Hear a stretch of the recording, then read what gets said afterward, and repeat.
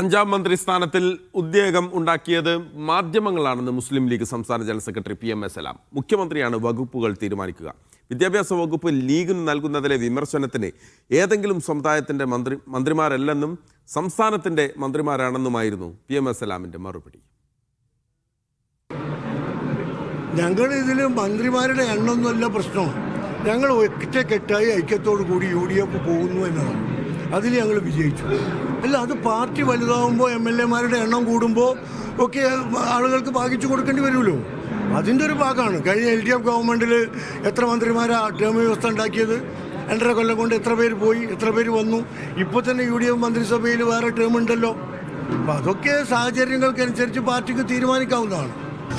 വകുപ്പുകളുടെ കാര്യം മുഖ്യമന്ത്രിയുടെ പ്രയോറിറ്റിയാണ്. മുഖ്യമന്ത്രിയാണ് അത് ചെയ്യേണ്ടത്. അത് മുഖ്യമന്ത്രിയുമായി സംസാരിച്ച് ഞങ്ങൾ ഇതുപോലെ തന്നെ വളരെ മാന്യമായി വളരെ പെട്ടെന്ന് തീരുമാനിക്കും. അത് ലീഗിൻ്റെ സ്വന്തം അഭിപ്രായമല്ല, മുന്നണിയാണ്. ഞങ്ങൾ മുന്നണിയിൽ ആലോചിച്ചിട്ട് അത്യാവശ്യമാണെങ്കിൽ മാറ്റേണ്ടതുണ്ടെങ്കിൽ മാറ്റും.